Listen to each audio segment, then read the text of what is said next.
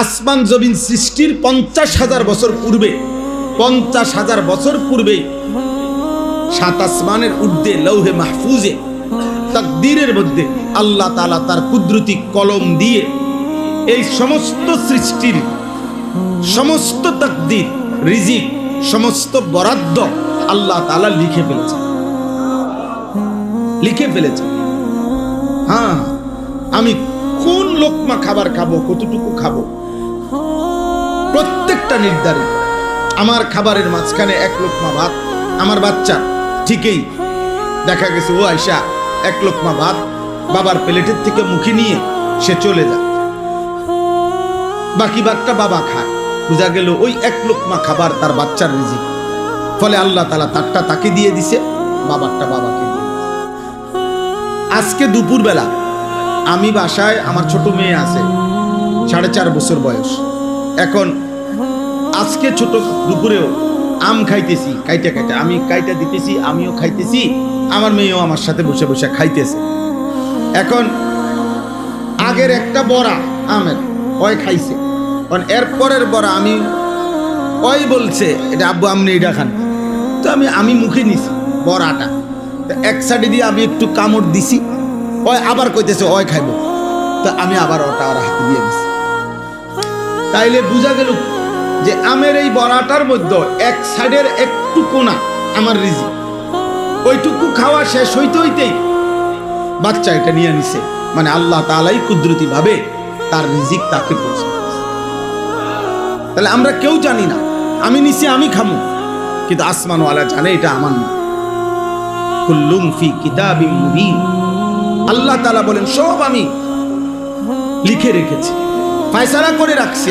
আমি আল্লাহ তাআলা তাকদীরের মধ্যে বন্টন করে দিয়েছি। একটা পিঁপড়া এখান থেকে ওই পর্যন্ত চলে যায়, কিন্তু ওই পর্যন্ত যাওয়ার পরে আরেকজনে মাইরা ফেলে, অথচ এই লোকটার থেকে সে বাইচা গেছিল। একটা মশা আমার হাত থেকে বাইচা গেছে, আমিও থাপ্পড় দিছিলাম, হয়তো আমি মারতে পারি নাই, কিন্তু এরপরের জন ঠিকই থাপ্পড় দিয়া মশাটা মেরে ফেলছে। বোঝা গেল তার রিজিক ওই পর্যন্ত ছিল, তার হায়াত ওই পর্যন্ত ছিল। তো এই জন্য একটা বিষয় আমাদের প্রথম বোঝা, আমি যে আয়াতগুলো পড়ছি এই আয়াতগুলো কোরআনুল কারীমের 12 নম্বর পারা 11 নম্বর সূরা, সূরা হুদ। এই সূরার 8, 9, 10, 11 চারটি আয়াত আমি তেলাওয়াত করেছি। এই অল্প একটু সময় আর আপনাদের সামনে এই আয়াতের তর্জমা বলতে চাচ্ছিল। তো এখানে একটা জিনিস আল্লাহ তাআলা একজন ইমানদার আর একজন বেঈমান নাফরমানের জীবনের একটা পার্থক্য তুলে ধরছেন।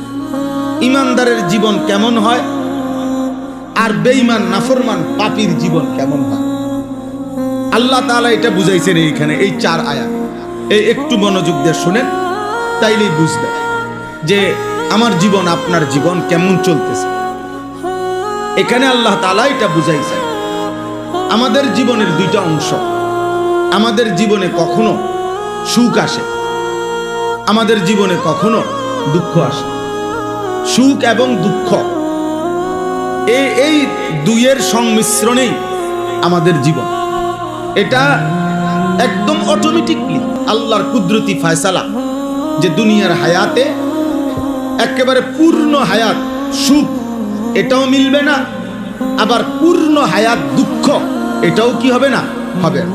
সুখ আর দুঃখের মিশ্রণ, কখনো আমার প্রত্যাশা পূরণ হয়, কখনো আমার প্রত্যাশা পূরণ হয় না, কখনো আমার চাওয়া পাওয়া পূরণ হয়, কখনো আমার চাওয়া পাওয়া পূরণ হয় না, কখনো ভালো লাগে, কখনো ভালো লাগে না, কখনো আনন্দ, কখনো বেদনা, কখনো সুখ, কখনো দুঃখ, কখনো হাসি, কখনো বিষণ্ণতা, কান্না।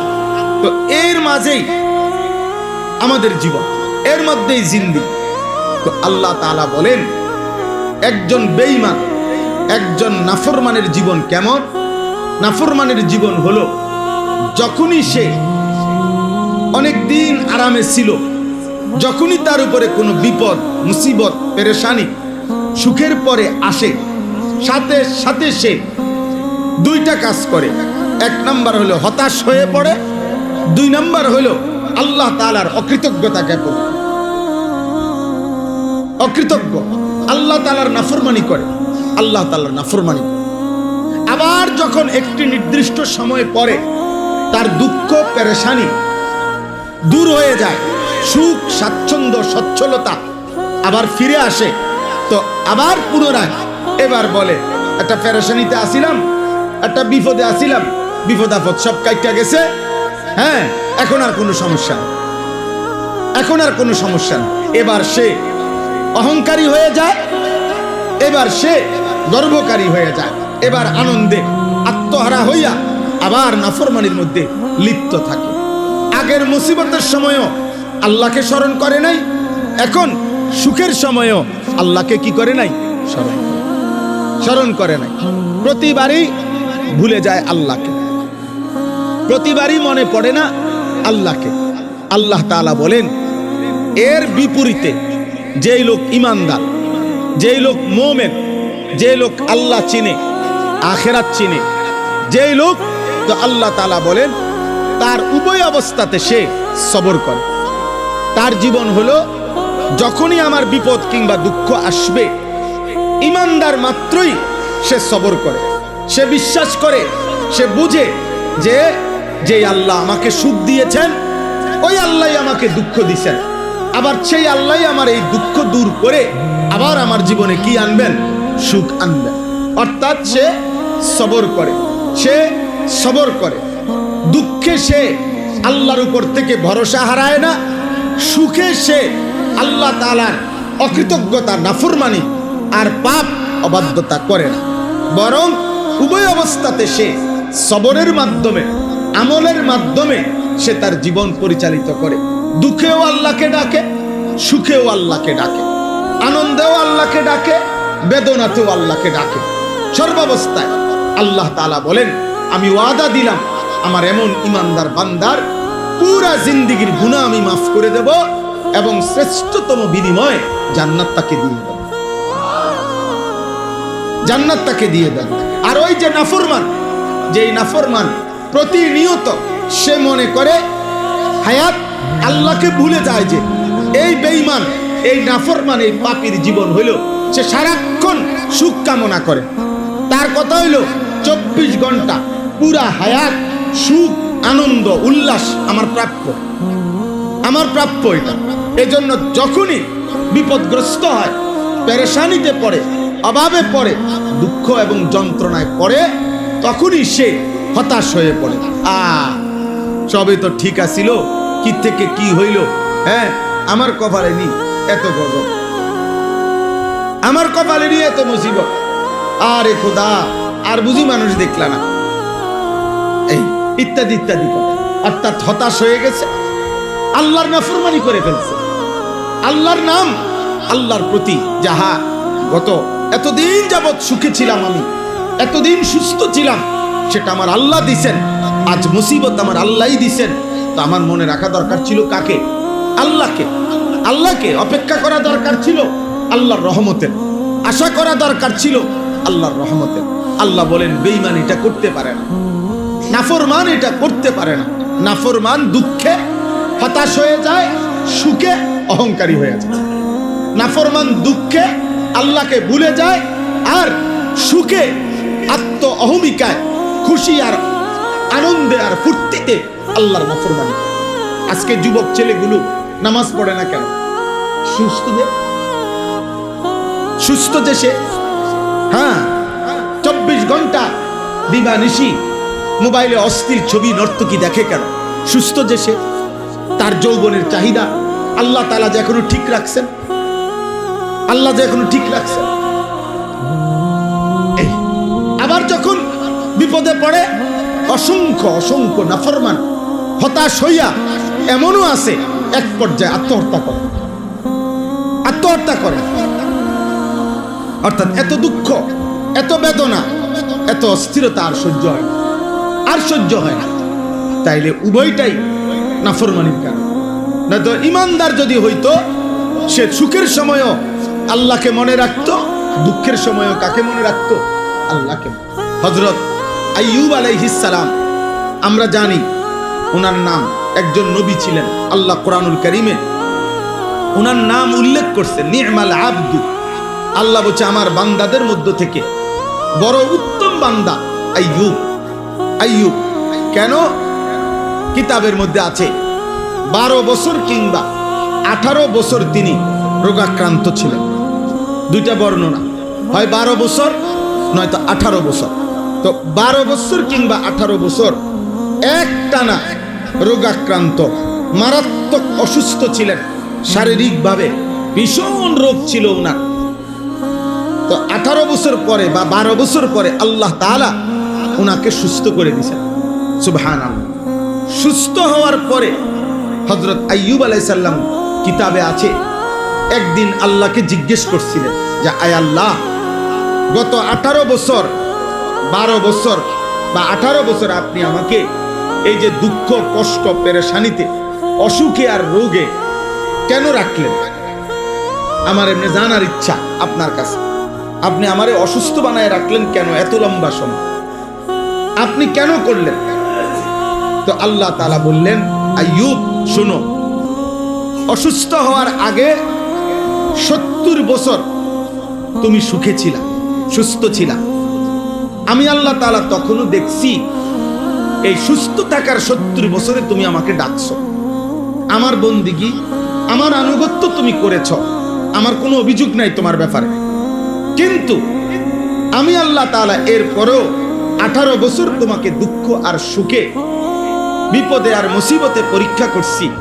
তবে আমি আল্লাহ তাআলা দেখছি এই 18 বছরেও তুমি আমাকে আগের 70 বছরের মতোই আমারে ডাকছো। আমার ইবাদত, আমার জিকির, আমার নাম, আমার তাসবিহ তুমি পড়েছ। আমি এই অসুস্থ অবস্থাতেও তুমি আমারে ডাকছো। তাইলে এই অসুস্থ অবস্থাতেও তোমার ব্যাপারে আমার কোনো অভিযোগ নাই, সুখের সময়েরও অভিযোগ নাই। তাইলে রোগ দিলাম কেন? আল্লাহ তাআলা বললেন, আইয়ুব আমি দেখতে চাইছিলাম যে সুখের সময়ে আমাকে তুমি ডাকো আর দুঃখের তুমি ডাকো, কোন সময় এই ডাকে, কোন ডাকে মায়া লাগে বেশি, আমি এটা দেখতে চাইছিলাম। তো আল্লাহ তাআলা বলেন, আইয়ুব আমি আল্লাহর জাতের কসম 70 বছর সুখের সময় আমাকে ডাকছো তুমি যে পরিমাণ, আর এই 18 বছর দুঃখ আর অসুস্থতার যন্ত্রণার সময় তুমি যে আমাকে ডাকছো, আমি আল্লাহর কাছে এই ডাকে মজা লাগছে বেশি, আমি আল্লাহর কাছে ভালো লাগছে বেশি। আমি দুঃখের ডাকে মজা পাইছি, বিপদের ডাকে, অভাবের ডাকে, কষ্ট আর যন্ত্রণার ডাকে আমি মজা পাইছি বেশি, আমি মজা পাইছি বেশি। তাইলে এক ইমানদার, এক মুমিন, আল্লাহর প্রতি যার ঈমান আছে, তার জীবনে সে সুখেও আত্মহারা হয় না, দুঃখেও হতাশ হয় না। সে দুঃখেও নাফরমানি করে না, সুখেও অহংকার করে না, অহংকার করে না, অহংকার।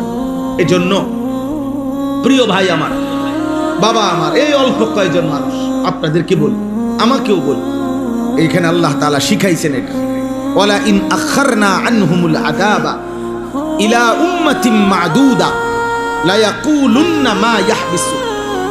আল্লাহ তাআলা বলেন, নাফরমান, বেঈমান, পাপী, আমি আল্লাহ যদি ইচ্ছা করে দয়া করে তাদের উপরে আযাব, মুসিবত, বিপদ যদি একটু সময় লম্বা করি, মানে না দেই, মনে করেন অহংকার করতেছে, গুনাহ করতেছে, জুলুম করতেছে, পাপ করতেছে, কিন্তু আজকে 10 বছর হয়ে গেছে, 30 বছর হয়ে গেছে, 20 বছর হয়ে গেছে, 50 বছর হয়ে গেছে, কোনো বিপদ নাই, কোনো বিপদ নাই, কোনো অসুবিধাও নাই, কিন্তু গুনাহ করছে পুরা দমে।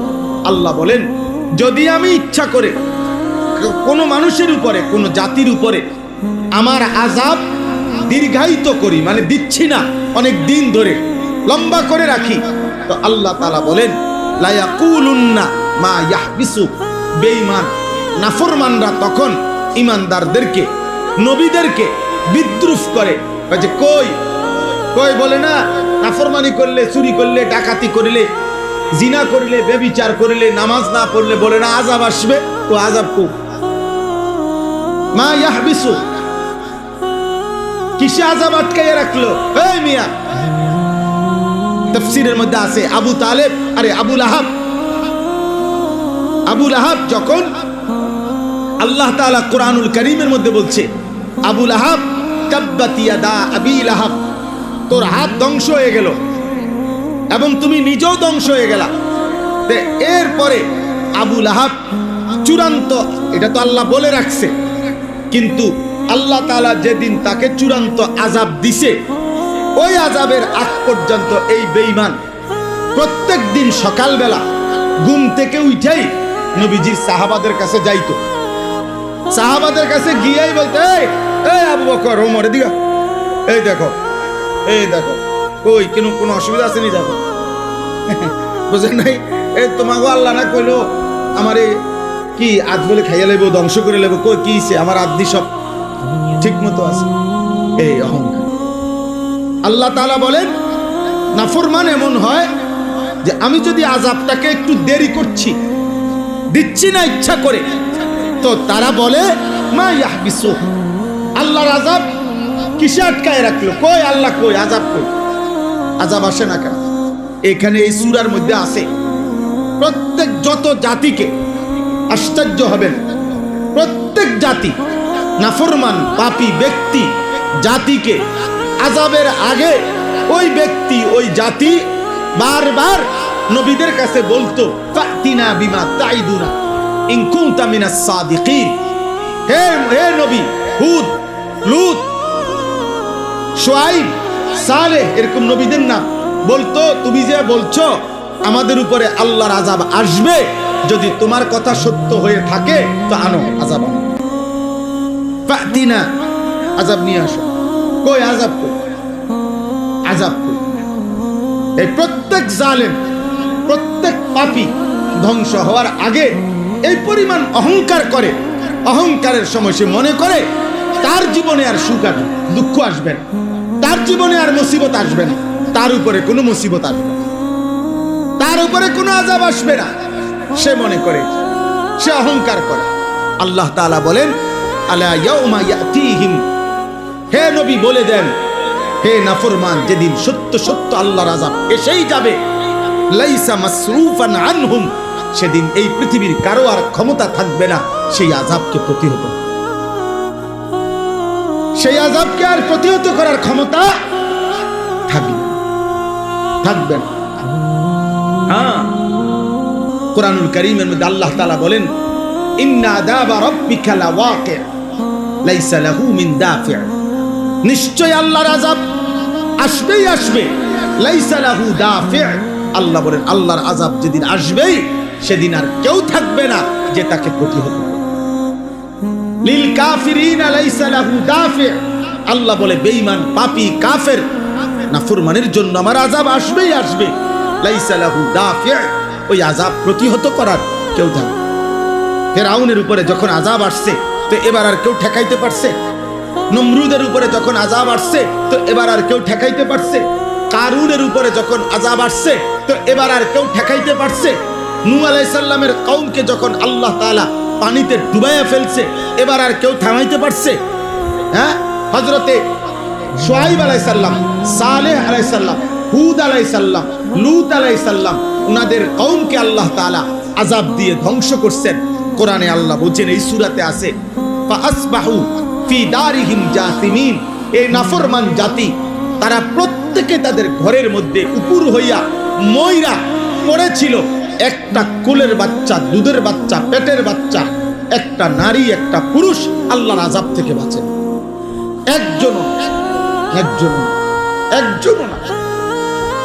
একজনের এখানে আছে। আল্লাহ তাআলা বলছেন, ফাকাতানা দাবিরাল্লাযিনা কাযযাবু, আমি আল্লাহ তাআলা বেঈমানের, মিথ্যাবাদীর, নাফরমানের গোড়া সুদ্ধা, লেজ সুদ্ধা, বংশ সুদ্ধা কাইটা দিলাম। অর্থাৎ বিষয়টা হইল, আমার দাদা, আমার দাদার বাপ, আমার বাপের দাদা, একটা বংশের সিরিয়াল আছে, কিন্তু অবাধ্য জাতির আর কোনো বংশধর নাই। আছে কোনো? ফেরাউনের কোনো বংশধর আছে? নমরুদের কোনো বংশধর আছে? কারুনের কোনো বংশধর আছে? বলে আবু জাহেলের বংশধর আছে? নাই। অথচ আরব দেশের মানুষ তাদের বংশের ধারা সংরক্ষণ করা, এটা আরবের একটা ঐতিহ্য। এখনো আরব দেশের মানুষ যুগ যুগ ধরে তাদের অভ্যাস ছিল, এখনো আছে।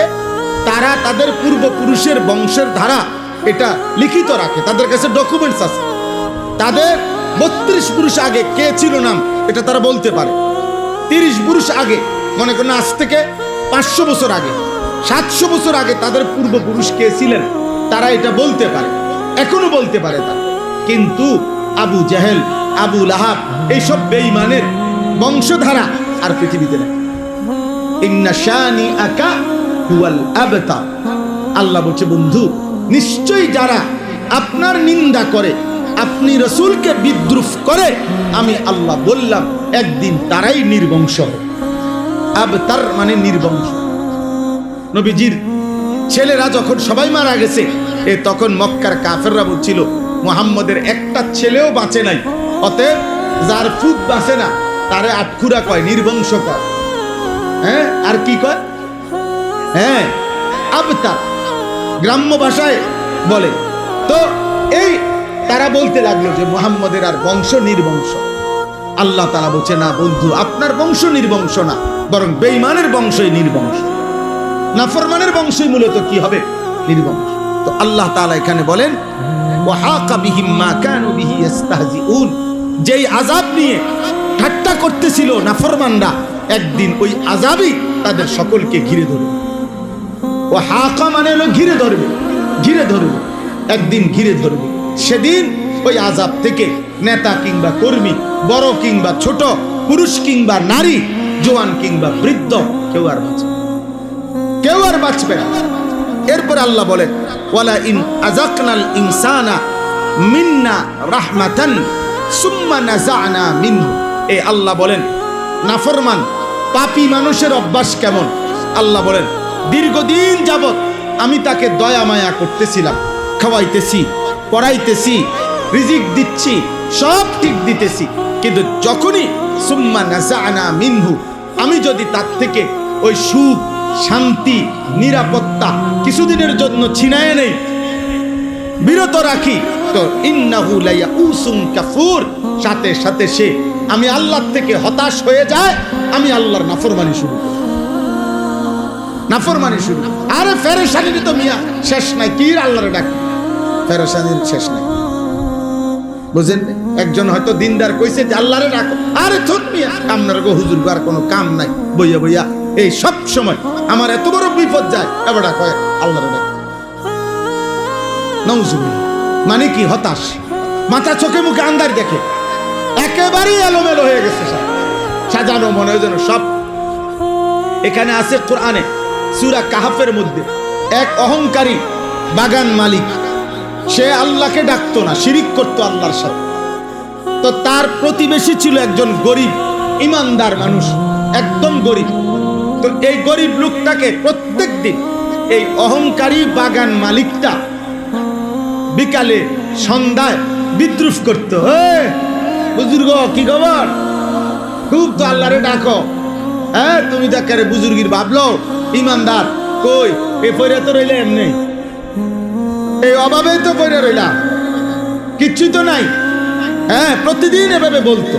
তখন এই কোরআনে আছে, ওই নেককার মানুষটা যদিও সে গরিব ছিল, তার প্রতিবেশী পাশের ক্ষেতওয়ালা, তো উনি বলতো, ভাই তুমি অহংকার না করে তোমার, তো এই জন্য বললাম এ করতো কি, তো সন্ধ্যাবেলা এর বিদ্রুপ করতো, আর উনি বলতো তোমার উচিত আল্লাহকে ডাকা, আল্লাহকে ডাকা, যে হে বাগান মালিক, আল্লাহর নাফরমানি করো না, অহংকার করো না, অহংকার করো না, এটা বলতো তাকে।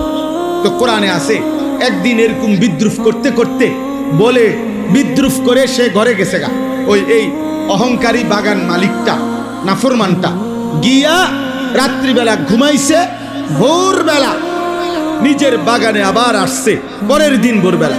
আল্লাহ কোরআনুল কারীমে বলেন, এই শেষ রাত্রে আল্লাহ ওই বাগানের উপরে আযাব দিয়া সমস্ত গাছ এইভাবে উপড়াইয়া ফেলছে, একেবারে বাগান সমান করে লাইছে। শুনে এইবার সকালবেলা ফাসবাহা ইউকাল্লিবু কাফাইহি, আল্লাহ তাআলা বলেন ভোরবেলা এই নাফরমান আইসে এবার এইরকম আহা আহা কি করলাম, আহা কি করলাম, নিজের হাতকে এরকম মোসরানো শুরু করছে আর বলতে লাগছে, ইয়া লাইতানি লাম উশরিক বিরব্বি আহাদা।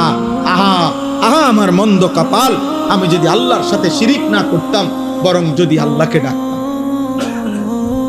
যদি আল্লাহকে ডাকতাম, আজ আমার এত বড় মুসিবত হতো না, আর মুসিবত হইতো না।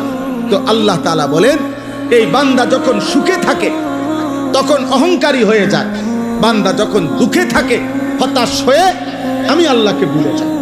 তো আল্লাহ বলেন, ওয়ালা ইন আযাকনাহু না'মাআ বা'দা দাররাআ, পুনরায় আমি যখন আবার ওই নাফরমানকেই তার বিপদ আর মুসিবত সরাইয়া আবার নিয়ামত দেই, আবার সুখ, আবার সুস্থতা আমি যখন তাকে দেই, তো লা ইয়াকুলান্না যাহাবা সাইয়্যাতু আন্নি, এবার মানুষের কাছে সে আবার বলে, ভাই একটা পেরেশানিতে ছিলাম, একটা বিপদে ছিলাম, একটা মুসিবতে ছিলাম, এটি সব শেষ হয়েছে, এখন আর কোনো সমস্যা নেই, এখন আর সমস্যা নেই। আমি কয়দিন আগে একজনকে বলছি, কি অবস্থা ভাই, হুজুর একটা মিল করে লইছি,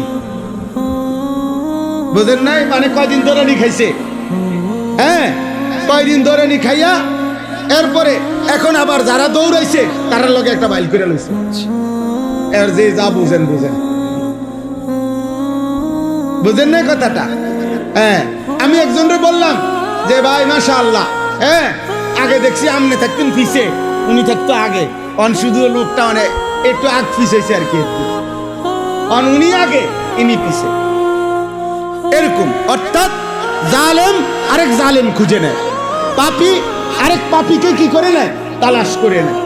অপরের সম্পদ লুণ্ঠনকারী সে আরেক লুণ্ঠনকারীকে কি করে নেয়, তালাশ করে। নাউজুবিল্লাহ, নাউজু। অথচ প্রত্যেক ব্যক্তি একেবারে ক্ষমতার মসনদে যে, অথবা সামান্য দুনিয়ার সাধারণ থেকে সাধারণ মানুষ, প্রত্যেকের এটা বোঝা উচিত, এই রাত্রি অন্ধকার হয় আবার আলো হয়, আবার আলো অন্ধকার হয়। তাহলে যে আকাশে আলো ফুটে সেই আকাশে অন্ধকার আসে, যেই নদীতে জোয়ার আসে সেই নদীতে ভাটা আসে, যেই গাছে সবুজ পাতা ফোটে সেই গাছে ফুল আরেক পাতা হলুদ হইয়া ঝরে পড়ে। তাহলে বুঝাই গেল আমার জীবনের সুখ এটাও স্থায়ী না, আমার জীবনের দুঃখ এটাও স্থায়ী না। কাজে সুখের সময়ও আল্লাহকে না ভুলা, দুঃখের সময়ও আল্লাহকে না ভুলা, এটাই হচ্ছে কি ইমানদারের উচিত, এটাই উচিত কি ইমানদার। এবারে নেতা বলেন, কর্মী বলেন, জনগণ বলেন, শাসক বলেন, প্রত্যেকেরই এটা উচিত, প্রত্যেকেরই এটা ইনসাফ, প্রত্যেকেরই এটা ইনসাফ।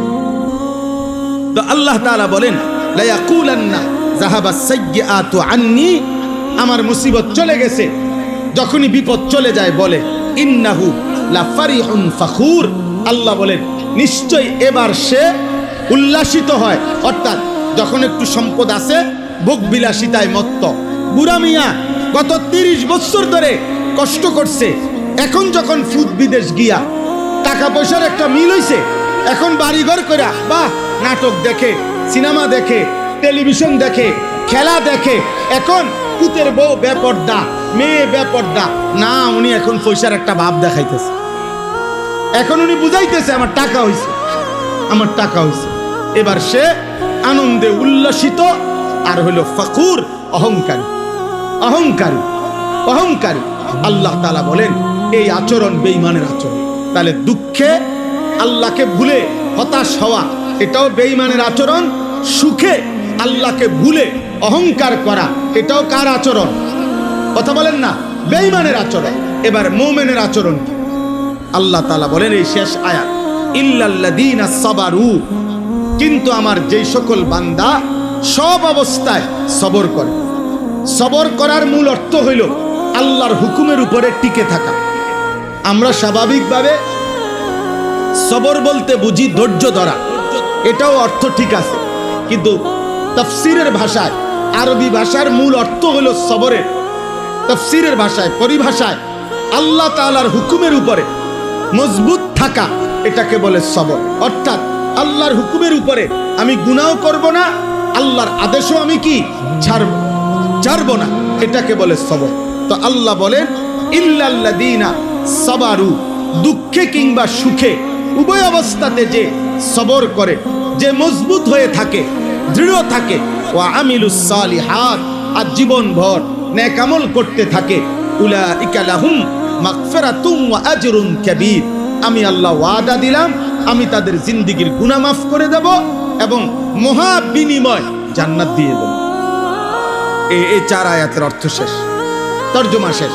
এখন আসেন আমি আপনাদের কাছে এই কথাই আমার শেষ কথা, আমরা যেন সুখে কিংবা দুঃখে, আল্লাহ তাআলা ছেলে দিছেন, আল্লাহ মেয়ে দিছেন, আল্লাহ অর্থ দিছেন, আল্লাহ স্ত্রী দিছেন, আল্লাহ ঘর দিয়েছেন, সুস্থতা দিয়েছেন, সম্পদ দিয়েছেন, কোনো অবস্থাতে একজন ইমানদার যদি হই আল্লাহকে না বলি, আবার মুসিবত আসবে, আবার বিপদ আসবে, কখনো সুস্থ কখনো অসুস্থ, কখনো আনন্দ কখনো বেদনা, কখনো সুখ কখনো দুঃখ, কখনো রোদ কখনো বৃষ্টি, কখনো আলো কখনো অন্ধকার, কিন্তু উভয় অবস্থাতেই ডাকতে হবে কাকে? আল্লাহকে ডাক। আজকে তোমরা এই কয়জন ছেলে, প্রিয় ছেলে, তোমরা অনেক ছেলে বুঝো না, এক একজনের চুল দেখলে, চেহারা দেখলে মানুষ না হাইওয়ান তাও মনে হয়, বোঝা যায় মানুষ না আফ্রিকার জানোয়ার তাও বোঝা যায়। কেন এমন করে? কারে দেখাইতে করে? পাগল না মাতাল না তার সিরা? কিছুই জানেন, কিছুই জানেন। মুসলমানের ঘরে জন্ম নিয়া মুসলমান, কিন্তু এক ওয়াক্ত নামাজ পড়ে না। আহা নাফরমান, কোথায় যাচ্ছ? কই যাচ্ছ? আল্লাহকে ছেড়ে যাচ্ছ কোথায়? আর আল্লাহকে ছেড়ে আল্লাহ থেকে শেষ পর্যন্ত বাঁচতে পারবা কিনা? আল্লাহ তাআলা কোরআনে এই কথাটা সব অনেকবার বলছে, বান্দা বলো, শোনো, মানো বা না মানো, আমার কাছেই তো আসতে হবে, আমার কাছে ফিরতে হবে, আল্লাহর কাছে ফিরতে হবে, লাভ তো নাই, অন্যদিকে গিয়ে তো লাভ নাই। এই জন্য ছেলেরা, বাবা আপনাদেরকে আজকের এই ছোট্ট আয়োজন, এই মাদ্রাসা আমাদের প্রিয় ছাত্র মাওলানা আশরাফ খুব ফিকির করে, মাশাআল্লাহ অনেক চেষ্টা করে, সব সময় আমার সাথে যোগাযোগ করে, আমার মাদ্রাসায় নিয়মিত যায়, আগের থেকে আমাদের ছাত্র সে। তো আলহামদুলিল্লাহ মাদ্রাসা আগাইতেছে। যখন শুরু ছিল তখন কম ছাত্র ছিল, এখন ছাত্র বাড়ছে। আমার কথা হলো উভয় অবস্থাতে আল্লাহর শুকর আদায় করতে হবে, আল্লাহকেই মনে রাখতে হবে, গুনাহ যেন না হয়, পাপ যেন না হয়, মানুষের সম্পদের এবং সন্তানের হক যেন নষ্ট না হয়। আল্লাহ তাআলা তৌফিক দান করেন। এবং যে ছেলেদেরকে আজকে সবক দেওয়া হলো, আল্লাহ তাদেরকে হাফিজ আলেম হিসাবে কবুল করে নেন। তোমরা যারা ছেলেরা, বাবা তোমাদের কাছে আমার অনুরোধ, যাদের জীবনে নামাজ নাই, সারাদিন মোবাইল একটা নিয়ে টোটো করে ছাগলের মতো যারা ঘোরো, আব্বা এটা মাতাল জিন্দিগি। বাবা মনে রাখো, তুমি কমপক্ষে যারা পরিমাণ বিবেক যদি থাকে, এই মোবাইল নিয়া এই চুল্লা যারা পথে পথে হাঁটো, তোমার যদি যারা বিবেক থাকে, তুমি একটু ডানে বামে তাকাইও যে মানুষে তোমারে নিয়ে কি মন্তব্য করে।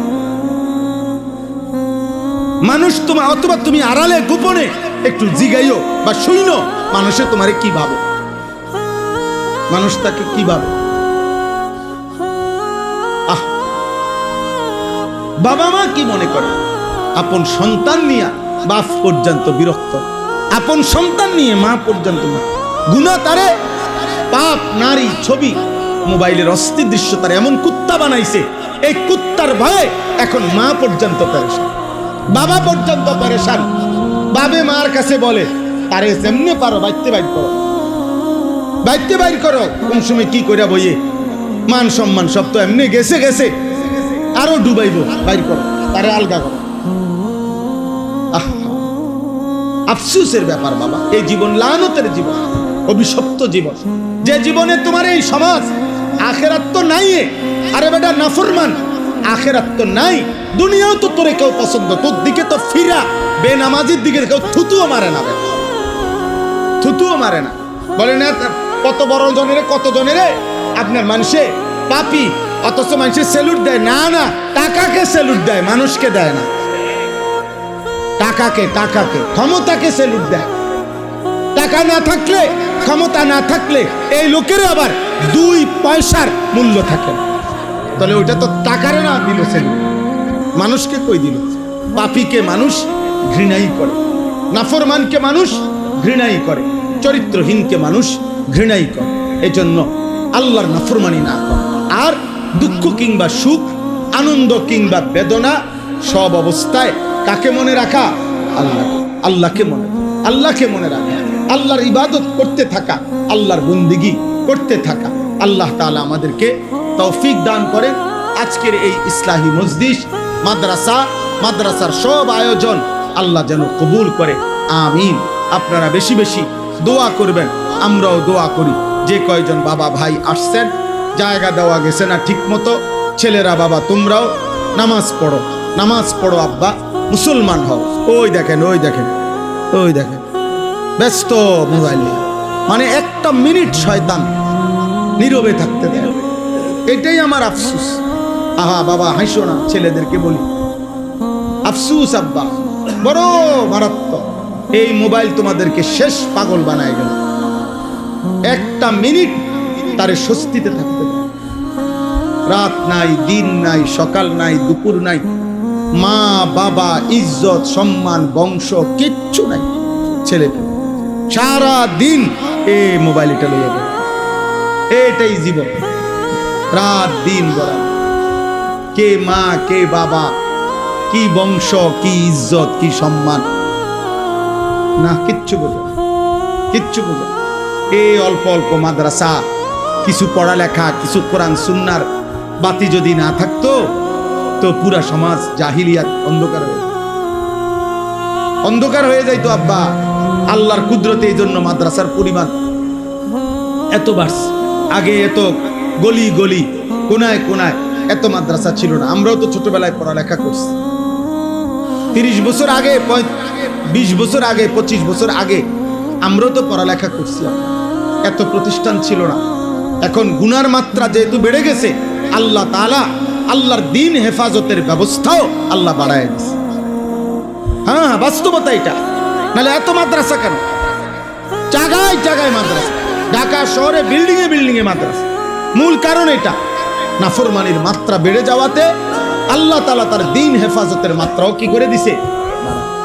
বাড়ায় দিছে। আলহামদুলিল্লাহ। আল্লাহ তাআলা এই মাদ্রাসাকে কবুল করে নেন। কোরআনুল কারীমের মধ্যে আল্লাহ তাআলা বলেন, এখানে আছে নবী সাল্লাল্লাহু আলাইহি ওয়াসাল্লামকে আল্লাহ তাআলা সান্ত্বনা দিবেন, ইন্নামা আনতা নাযীর। হে নবী, আপনার দায়িত্ব হলো আপনি হচ্ছেন নাযীর। আমি আল্লাহর পক্ষ থেকে আমার বান্দাদেরকে ভয় প্রদর্শনকারী। আমি আল্লাহর ভয়, জাহান্নামের ভয়, কবরের ভয়, আযাবের ভয়, এই ভয় দেখানো, নেক কাজের উৎসাহিত করা, এটাই আপনার দায়িত্ব। এবার আসলে ঠিক কয়জন পরিবর্তন হলো, কয়জন হলো না, এটা আপনার দায়িত্ব। আমি যদি আপনি জিজ্ঞেস করেন এখন যে হুজুর আপনি আজকে এত বছর ওয়াজ করেন, তো নামাজি হইছে কয়জন, না এই হিসাব দেওয়া অথবা এই হিসাব রাখা আমার দায়িত্ব। ভালো মানুষ হইছে কয়জন, আপনারা হুজুররা যে ওয়াজ করেন না, আপনি হিসাব করেন বসে বসে। আপনার আজার থাকলে, আপনি অবসর থাকলে আপনি হিসাব করেন, আমি হিসাব করবো কেন? আমার তো এটা হিসাব করতে আল্লাহ আমারে বলে না যে সপ্তাহে যদি 3 জন লোক নামাজি না হয় তাহলে ওয়াজ বন্ধ করে দিবা। মাসে যদি 10 জন লোক নামাজি না হয় তাইলে কি করবা না? ওয়াজ করবা না। এমন বিষয়টা এমনই। হাদিসের মধ্যে আছে, কিয়ামতের দিন আল্লাহ তাআলার সামনে প্রত্যেক নবী হাসরের ময়দানে যখন দাঁড়াবে প্রথম, তখন প্রত্যেক নবীর সাথে ওনার ইমানদার উম্মত যারা ইমান আনছে ওই নবীর উপরে, ওনারাও সাথে থাকবে, প্রত্যেকের সাথে। তো নবী সাল্লাল্লাহু আলাইহি ওয়াসাল্লাম বলছে, এমন নবীও হাসরের ময়দানে আল্লাহর সামনে দাঁড়াবে যেই নবীর সাথে ওনার ইমানদার উম্মত মাত্র 3 জন। কোন নবী দাঁড়াবে ওনার সাথে ওনার ইমানদার উম্মত সির্ফ 2 জন। কোন নবী দাঁড়াবে ওনার সাথে ওনার ইমানদার উম্মত ওয়াহিদ, 1 জন। তো নবীজি বলেন, রিয়াজুস সালিহিন এই কিতাবে আছে, কিয়ামতের দিন এমনও বহু নবী দাঁড়াবে যেই নবীর সাথে তার ইমানদার উম্মত 1 জনও নাই। লাইসা মাআহু আহাদ, কেউ নাই তার সাথে। মানে উনার পুরা জীবন দাওয়াত দেওয়ার পরে, আল্লাহর কথা বলার পরে একজনও কি আনে নাই? ঈমান আনে নাই, ঈমান আনে নাই। তাহলে এখন কি মনে হয়, ওই নবী কি ব্যর্থ? ওই নবী কি নবী হিসেবে বাদ? ওই নবী পুরস্কার পাবে না? অথচ কি নাই, অনুসারী একজন। মৃত্যু পর্যন্ত ওই নবী আল্লাহর উপরে ঈমান আনছে, আল্লাহর হুকুম পালন করছে, ইবাদত করছে একাই একাই। তাইলে এজন্য বললাম আমাদের মূল ফিকির এটা, আল্লাহর পথে যারা ডাকে, দাঈ ইলাল্লাহ, মানুষকে যারা আল্লাহর দিকে ডাকে, তাদের মূল ফিকির এটা যে আল্লাহর দিকে আমার ডাকতে হবে। গ্রহণ করুক বা না করুক, শত্রুতা করুক আর পছন্দ করুক, আদর করুক আর গোস্বা করুক, জিদ করুক আর ভালোবাসুক, আমাকে বলতেই হবে, আমাকে আল্লাহর কথা বলতেই হবে। রোদ কিংবা বৃষ্টি, আলো কিংবা অন্ধকার। পরশুদিন আমি সিলেট বয়ান করছি আসরের আগে। তো যখন আমি বয়ান করতেছি, অজোরে একেবারে মুষলধারে বৃষ্টি হইতেছে, বাইরে মসজিদের বাহিরে পুরা বৃষ্টি, মানে ধুমসে বৃষ্টি হইতেছে। কিন্তু তখনও মসজিদে যে কয়জন, অনেক মুসল্লি ছিল, ছেলেপেলে ছিল, আলহামদুলিল্লাহ আমরা আসরের টাইম পর্যন্ত, বিকাল 3:30 পৌনে 4টা থেকে টানা বলে গেছে। হ্যাঁ, বৃষ্টি এটা বড় বিষয়। মসজিদের ফ্লোর ভিজে গেছে একদম, মানে ঘামে, গরমে। এই জন্য বললাম আল্লাহর কথা বলা চাই, আমাদের প্রত্যেকের দায়িত্ব। এই আজকে যদি আমরা যারা নামাজি মানুষ, যারা কিছু নামাজ রোজা করে, আল্লাহ বিল্লাহ করে, ইনারাও যদি একটু একটু করে ওনাদের সাথে আশেপাশে ছেলে মেয়ে, স্ত্রী, সন্তান, ভাই, বন্ধু, পড়োশী, প্রতিবেশী একটু একটু যদি বলতো, তাহলে আরো নামাজি বাড়ত, আরো দিনদার বাড়ত। কিন্তু অনেক মানুষ আছে একটা শব্দ বলে, কইয়া কারে কোনটা কইয়া কোন ফ্যাস লাগে, তো না, কোনো ফ্যাসের দরকার নাই, ভাত খায়, ঘুম যায়, বাথরুমে যায়, শেষ। এই কারোর তাহলে আর তো কোনো ফ্যাস নাই, খানা আপনি বয়ে বয়ে ভাত খাইলেন আর ঘুম গেলেন আর ফ্যাসব পায়খানা করলেন, তো এই শেষ। এইটা কি একটা ইমানদারের জীবন? একজন মুমিনের জীবন কি এটা? তাইলে এই সমাজে ইসরাফিলের ফু পর্যন্ত বন্ধ মানুষ থাকবে, অসৎ লোক থাকবে, চরিত্রহীন লোক থাকবে, হারাম, নাফরমান, পাপী, বেনামাজি, অসভ্য এরাই বেশি থাকবে। এটা আল্লাহরই ফায়সালা। নাফরমান বেশি থাকবে। আল্লাহ তাআলা কোরআনে বারবার বলছেন ইমানদার, আল্লাহর অনুগত কম। ওয়াকালিলুম মিন ইবাদিয়াশ শাকুর, আল্লাহ বলছেন আমার কৃতজ্ঞ বান্দা কম। এজন্য প্রত্যেক ওয়াক্তে নামাজের সময় দেখা যায় ইমানদার নামাজি পরিমাণে মসজিদে কম, নাফরমান পাপী বেশি। একটা বাজারের মসজিদে নামাজের ওয়াক্তে নামাজি যতজন, তার চাইতে 10 ডবল বেশি হবে বাজারের দোকান। অথচ এরা মুসলমান, ওরা চিল্লাইতেছে, হই হুল্লোড় করতেছে, খাইতেছে, গপ মারতেছে, লম্বা স্লোগান দিতেছে, তামাশা করছে, জোয়ানরাও, বয়স্করাও, মাঝ বয়সীরাও। আশ্চর্য! কত দোকানদার আছে বাজারে, তার দোকানের পাশেই মসজিদ, কিন্তু 40 বছরও নাফরমান বলতে পারবে না মসজিদের জামাতে নামাজ পড়ে। এক ধরনের জন্তু জানোয়ারের জীবন, এক বেলা উপার্জন করে, আরেক বেলা খায়, খালাস, মনে করছে এরই নাম জীবন। দিনভর রোজগার, রাতভর উপভোগ। দিনভর পরিশ্রম করে রোজগার করছে, রাতভর এটা ভোগ করছে, শেষ। খাইছে, ঘুমাইছে, টেলিভিশন দেখছে, নাচ গান দেখছে, কতক্ষণ বিড়ি খাইছে, কতক্ষণ গপ মারছে, এরপরে ঘুমাচ্ছে, ঘুমায় গেছে। আবার আগামী দিন আগের মতোই নামাজ বিহীন, শুধু রোজগার। তাহলে এই জীবন জন্তু জানোয়ারের জীবন, হাইওয়ানের জীবন, পশুর জীবন। আল্লাহ বিহীন জীবন পশুর জীবন, সেজদা বিহীন জীবন পশুর জীবন। নাই তো ইমানদার মুমিন, সেও দুনিয়া খায়, ভোগ করে, সেও দুনিয়া, আল্লাহ তাআলা তাকেও প্রয়োজন পরিমাণ দুনিয়া আল্লাহ তাআলা প্রত্যেককে দান করে। ওয়ায়ালামু মুস্তাকাররাহা ওয়া মুস্তাওদাআহা। আল্লাহ বলে, বান্দা মৃত্যুর শেষ মুহূর্ত পর্যন্ত এই পৃথিবীতে তোমার পুরা হায়াত কখন তুমি কোথায় অবস্থান করবা, ঘরে থাকবা কখন, বাজারে থাকবা কখন, বাহিরে থাকবা কখন, আমি আল্লাহ তাআলা তা জানি। এবং শেষ পর্যন্ত কোন মাটিতে কোন জমিনে তোমার মৃত্যু হবে আমি সেটাও জানি। আমি আল্লাহ তাআলা তোমার হায়াতের 24 ঘন্টা পুরা হায়াত যখন তুমি যেখানেই থাকো, আমি ওয়াদা দিলাম আমি সেখানেই তোমার রিজিক পৌঁছাবো, আমার রিজিক পৌঁছাবো। হ্যাঁ, তোমার রিজিক আমি পৌঁছাবো। ঠিক কখন কোন, আল্লাহ তাআলা বলেন আমি সব জানি, আমি সব জানি। ইয়ালামু মুস্তাকাররাহা ওয়া মুস্তাওদাআহা কুল্লুম ফি কিতাবিম মুবিন। আল্লাহ তাআলা বলে শুধু জানি এমন না, বরং আমার প্রত্যেকটা মাখলুকের রিজিক, আমার প্রত্যেকটা সৃষ্টি দুনিয়াতে যে যা পাবে, একটা মানুষ, একটা গরু, একটা ছাগল, একটা পশু পাখি, একটা কীট পতঙ্গ, একটা জীব জন্তু, একটা উড়ন্ত পাখি, আল্লাহ তাআলা বলেন এই প্রত্যেকের রিজিক। রিজিক মানে কি?